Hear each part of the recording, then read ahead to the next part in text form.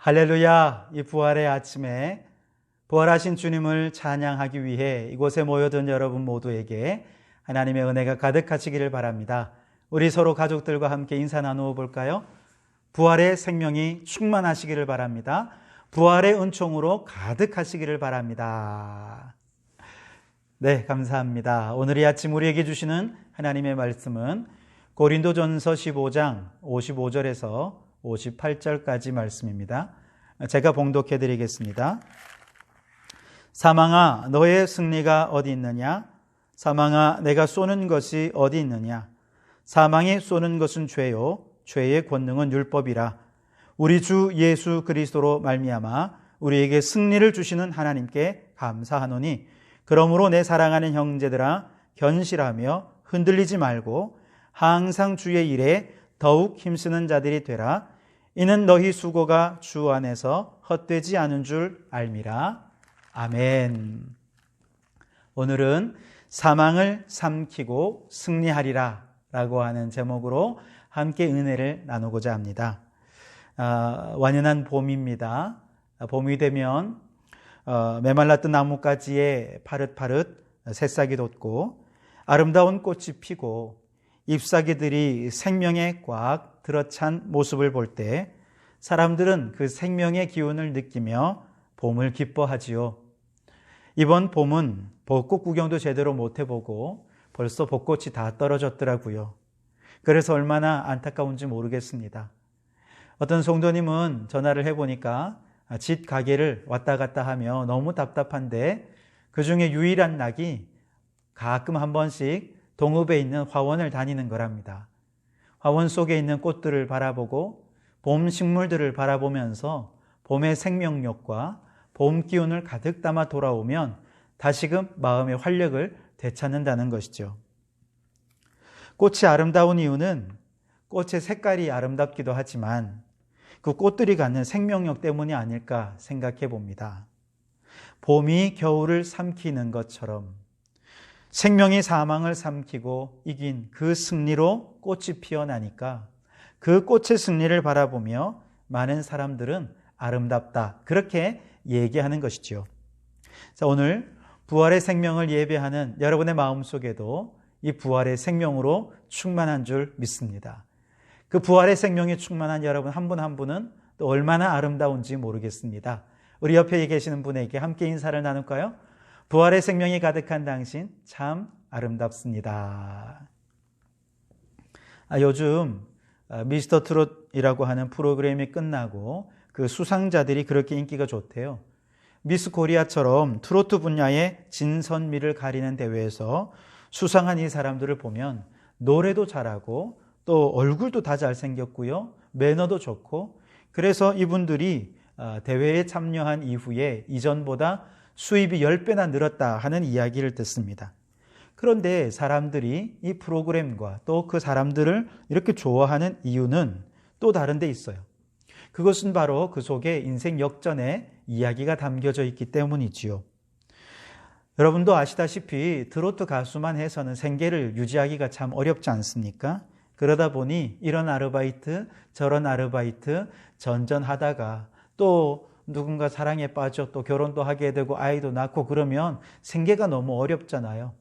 그래서 정말 이제 마지막이다, 이제 포기해야 되나 하다가 마지막으로 생각하면서 이 프로그램에 참여했는데 이렇게 좋은 성적을 얻게 되었고 수입도 늘게 되었다는 것이죠.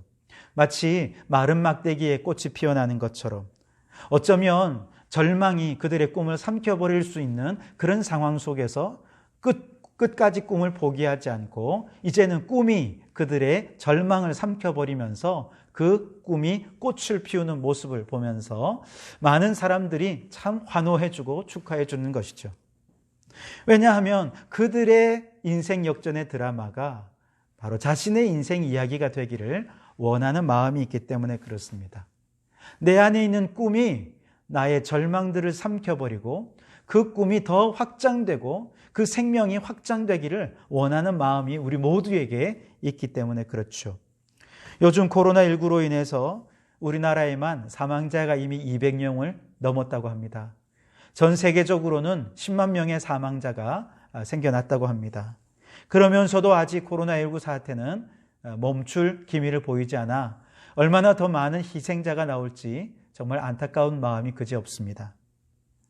그 가운데 돌아가신 분들의 얘기를 들어보면 어떤 분은 가벼운 감염자로 분류되어서 격리되어 있었는데 그 가운데 갑자기 증세가 악화되는 바람에 치료도 제대로 못 받고 돌아가신 분의 이야기를 들었습니다.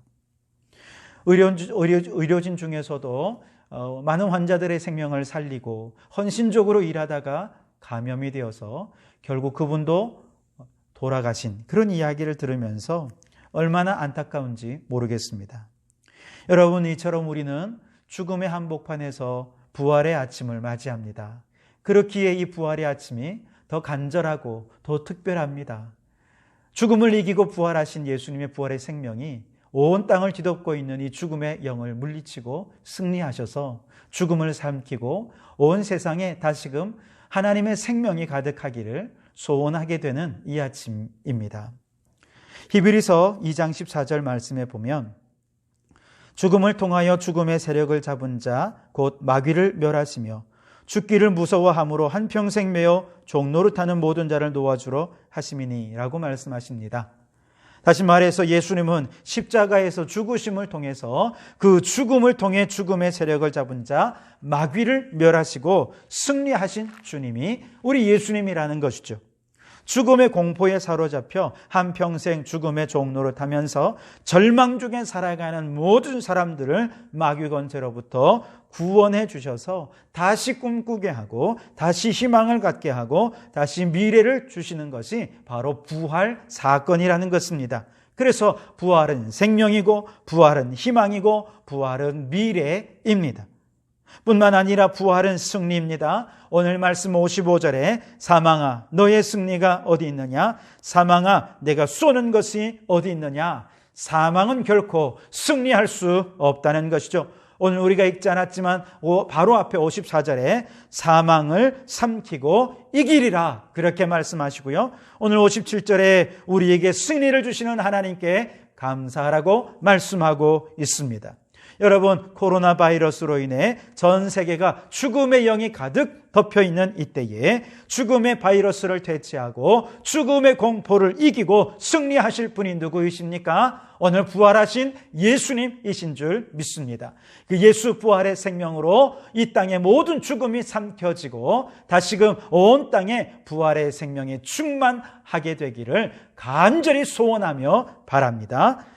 자, 여러분, 마귀가 사로잡고 있는 죽음의 권세는 세 가지로 분류해 볼 수 있는데요. 육체적 죽음과 정신적 죽음, 그리고 영적 죽음으로 나누어 볼 수 있습니다. 마귀는 이 세 가지 죽음, 육체적, 또 정신적, 영적 죽음으로 사람들을 위협해서 자신의 종노릇하게 만들려고 하는 것이 마귀의 역사죠. 예수님의 부활은 이처럼 우리의 육체적, 정신적, 또 영적 죽음으로 우리를 넘어뜨리려는 사단 마귀를 예수님께서 십자가 위에서 물리치시고 이기시고 마귀의 종노릇하던 우리들을 건져내셔서 하나님의 자녀가 되게 하시고 우리 모두에게 하늘의 생명, 하늘의 승리를 주시는 이것이 바로 부활의 사건인 것이죠. 자, 그런 면에서 좀 더 깊이 예수님께서 어떻게 우리를 죽음에서 이기게 해주셨는지 생각해 보고자 하는데요. 우선 성경을 보면 육체적 죽음의 공포로 뒤덮인 인생이 예수님을 만남으로 생명과 희망으로 변화된 인생 이야기가 성경에 많이 기록되어 있는데요. 그 대표적인 얘기가 나사로 이야기죠. 나사로를 보면 나사로가 죽었습니다. 죽은 지 나흘이나 되었습니다. 그래서 시체에서 썩은 냄새가 났습니다. 그런데 나사로가 죽을 때 나사로만 죽은 것이 아니라 마리아도 그 마음의 희망이 죽어져 버렸습니다. 마르다도 그 마음속 희망이 함께 죽어져 버렸습니다. 나사로만 무덤에 묻힌 것이 아니라 마르다와 마리아의 마음속에도 무덤이 생겨 그 속에 희망이 묻혀져 버리고 말았던 것이죠. 이처럼 절망 중에 가득한 그들에게 예수님께서 찾아오셨습니다. 그리고 말씀하십니다.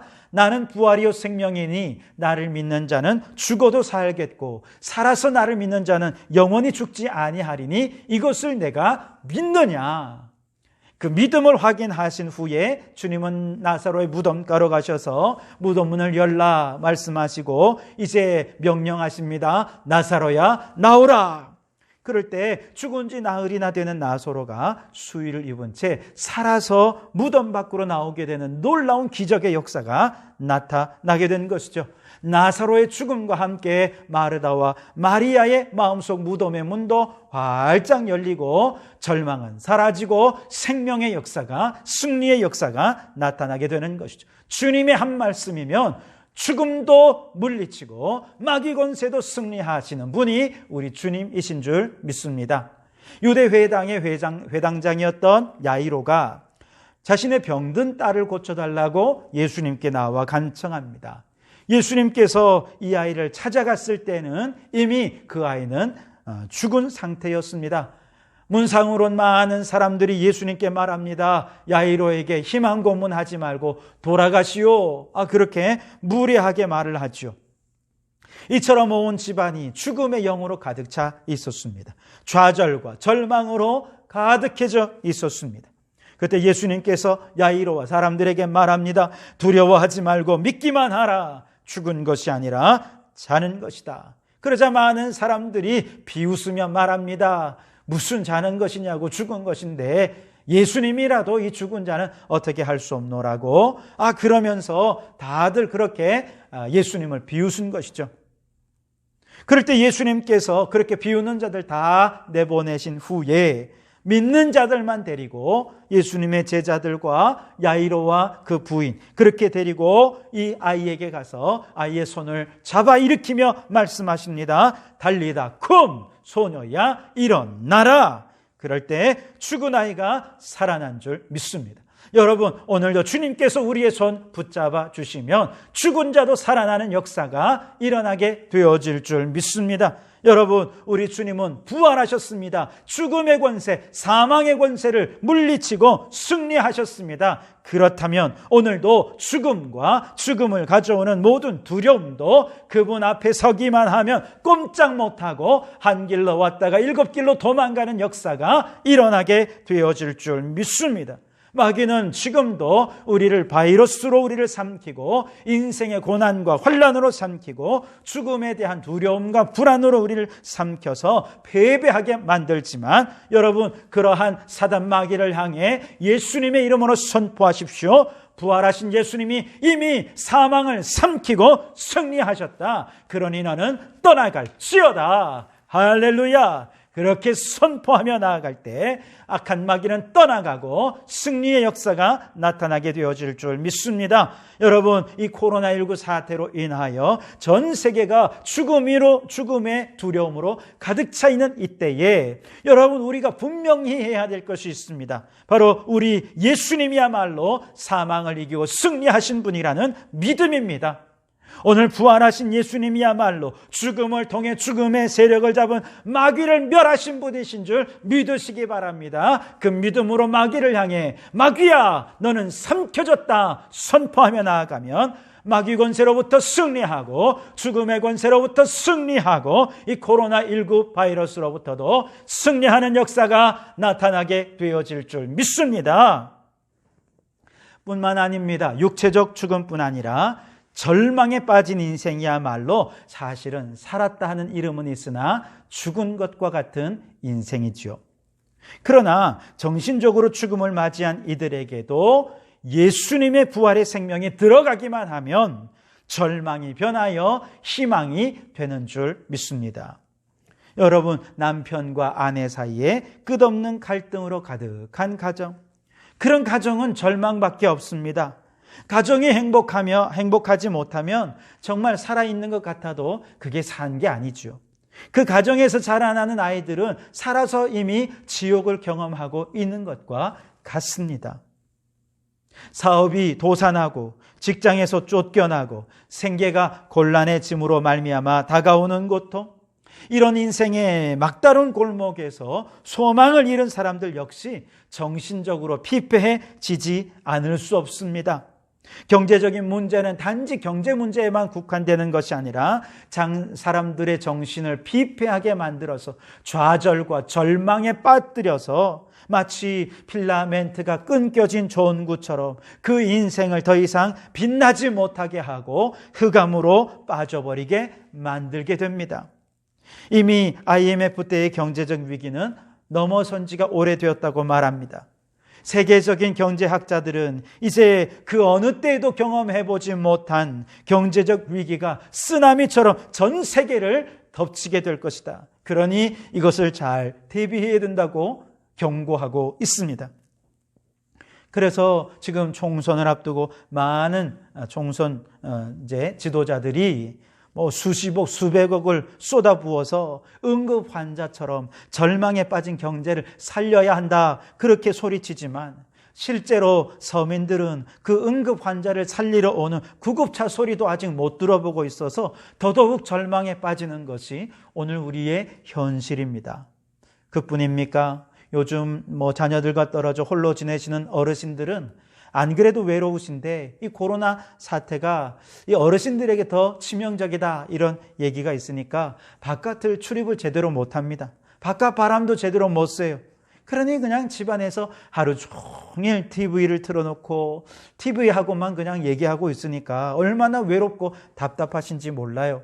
하루 종일 만나는 사람 하나 없고 정말 대화할 상대도 없이 전화 오는 것도 없고, 그러니 정말 이제는 코로나로 인해서 바이러스 때문에 죽는 것보다 외로움 때문에 돌아가실 지경인 사람들이 더 많다는 거예요.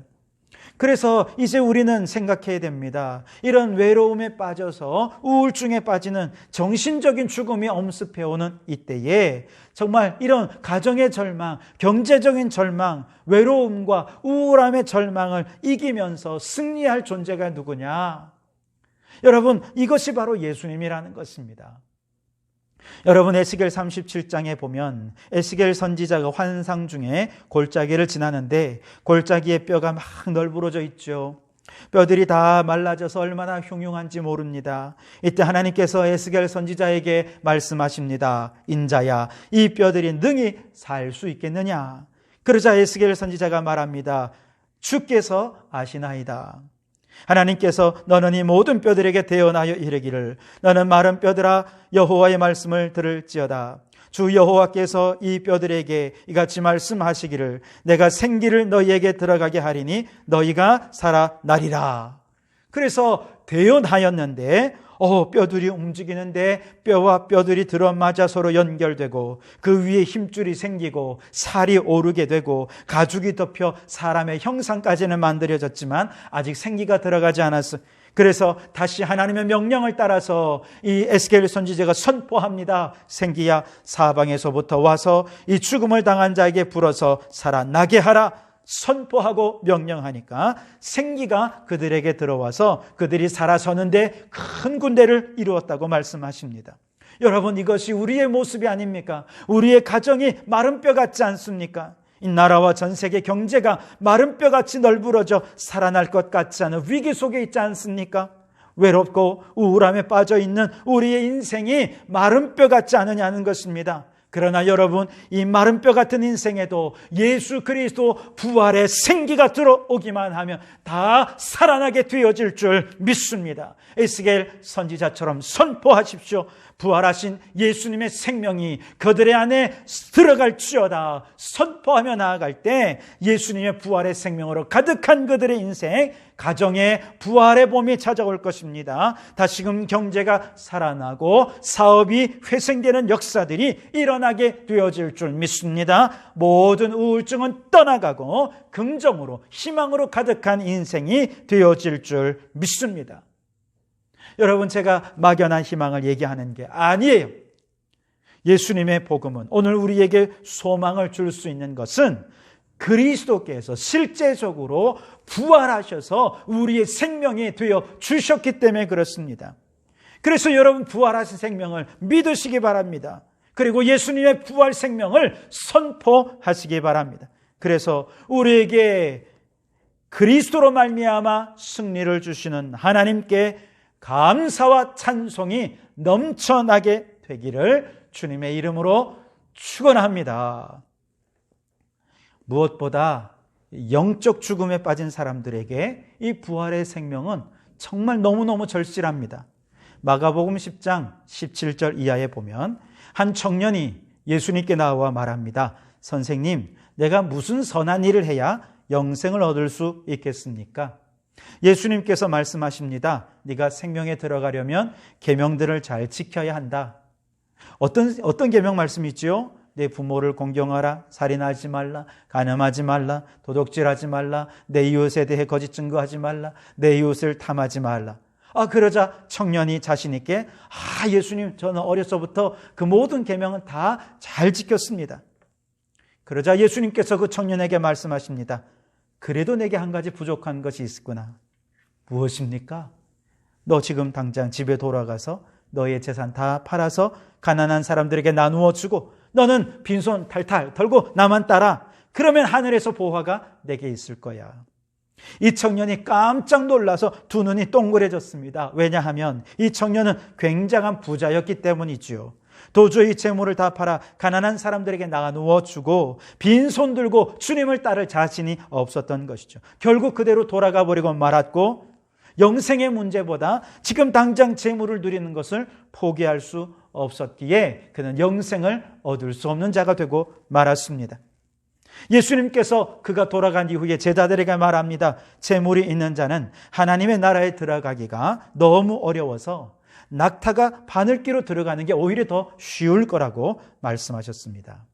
하나님을 의지하지 않고 자신의 돈, 명예, 이 세상의 권력, 세상의 지식, 과학, 기술 이런 것들을 의지하며 영적으로 죽어 있는 사람, 그들은 결단코 천국에 들어갈 수 없습니다.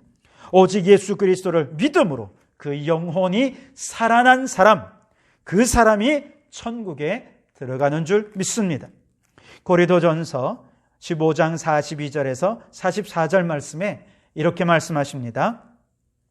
썩을 것으로 심고 썩지 아니할 것으로 다시 살아나며 욕된 것으로 심고 영광스러운 것으로 다시 살아나며 약한 것으로 심고 강한 것으로 다시 살아나며 육의 몸으로 심고 신령한 몸으로 다시 살아나나니 육의 몸이 있은즉 또한 영의 몸도 있느니라. 아멘. 자, 여기서 썩을 것, 욕된 것, 약한 것, 이것으로 심는다. 이게 무슨 말일까요? 그것은 우리가 썩을 육신 속에 있을 때 이 욕되고 연약한 육신 속에 아직 머물러 있을 때 예수님을 믿으라는 것입니다. 믿음은 심는 것입니다. 그럴 때 마지막 날에 썩지 아니할 것으로 또 영광스러운 것으로 그리고 신령한 것으로 다시 살아나게 될 것이라고 말씀해 주십니다. 그래서 여러분, 예수님을 믿어야 영원히 살아날 수 있습니다. 우리가 아직 힘이 있을 때, 아직 우리에게 생명이 있을 때 예수님을 믿어야 영원히 살고 우리는 천국 갈 수 있습니다. 천국에 가야 영원토록 영생을 누리며 주 안에 살 수 있는 것입니다. 그래서 여러분, 우리 모두에게 부활하신 생명을 가지신 예수 그리스도를 믿는 믿음으로 우리가 예수님을 영접할 때 예수님의 부활 생명이 내 생명 되고 예수님의 부활의 승리가 내 승리 되어질 줄 믿습니다. 우리의 영혼을 짓누르고 있는 모든 사망의 권세를, 사단 마귀를 예수 이름으로 삼켜버리고 물리치고 부활의 생명으로 충만하셔서 영생을 얻어 천국 가는 우리 성도들이 되시기를 주님의 이름으로 축원합니다.